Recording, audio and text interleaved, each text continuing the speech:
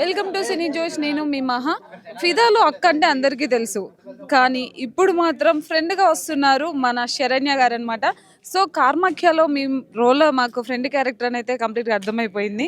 కానీ ఒక ఫ్రెండ్, ఒక లేడీ ఫ్రెండ్షిప్ అనేది ఎలా ఉంటుందో సినిమాలో చూపించబోతున్నారు. అలాంటి క్యారెక్టర్ చేయాలంటే ఎంత ఎక్సైట్ అయ్యారు మీరు? మన లైఫ్లో అందరికీ ఒక బెస్ట్ ఫ్రెండ్ ఉంటారు. అది అమ్మాయి అయినా అబ్బాయి అయినా. అమ్మాయికి అమ్మాయి బెస్ట్ ఫ్రెండ్ అనేది ఇట్స్ ఒక సిస్టర్ లాగే అనుకోవచ్చు. అన్నీ షేర్ చేసుకుంటాము. ఖచ్చితంగా ఒక బెస్ట్ ఫ్రెండ్ ఉండాలి లైఫ్లో, ఒకరికొకరు హెల్ప్ ఉన్నట్టు.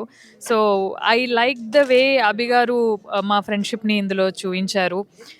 చాలా బాగా చూపించారు. అంటే అమ్మాయిలు ఎవరు చూసినా అరే నాకు లేని వాళ్ళు నాకు ఇలా ఫ్రెండ్ ఉంటే బాగుండు అనుకుంటారు, లేదా వాళ్ళ ఫ్రెండ్స్ గుర్తొచ్చి వాళ్ళకి కాల్ చేసుకొని అయినా మాట్లాడుకుంటారు. So yeah, that's the friendship I believe in. మనం ఏదైనా షేర్ చేసుకోగలగాలి. యాక్చువల్లీ మీరు చాలా మంచిగా చెబ్బిగా ఉండేవాళ్ళు, ఇంత స్లిమ్ అయ్యారు ఈ మూవీ కోసమేనా లేకపోతే ఇంకేమైనా మూవీస్ కోసమా? వేరే ప్రాజెక్ట్ ఒకటి ఉందండి. సో యా, దానికోసం అంటే ఒక యాక్టర్కి మనం స్క్రీన్ మీద చూసుకోవాలంటే క్యారెక్టర్ తగ్గట్టుగా మనల్ని మనం కూడా చాలా చేంజెస్ చేసుకోవాల్సి వస్తుంది కదా. సో ఇప్పటివరకు మీరు అలా చేసిన దాంట్లో ఏది టఫెస్ట్ అనిపించింది?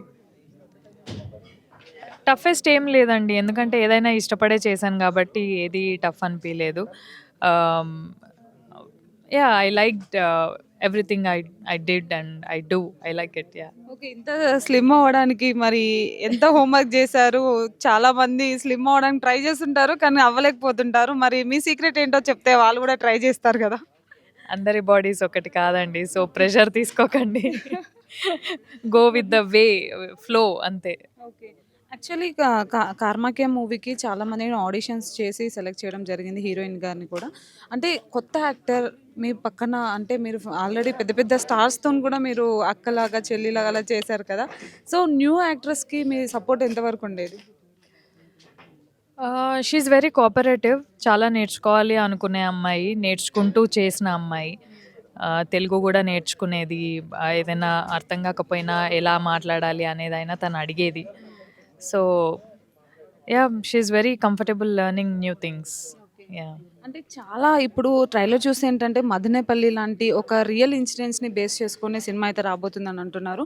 అంటే మేము న్యూస్లో చూసినప్పుడే చాలా ఫియర్గా ఉండేది, అంటే ఏంటి ఇలా కూడా చంపేశారన్న ఇదిలో ఉండేది. మరి సెట్స్లోకి వచ్చేసరికి అది రియలిస్టిక్గా తీయాలి అని అంటే మీరు అంతే హార్డ్ వర్క్ చేయాలి.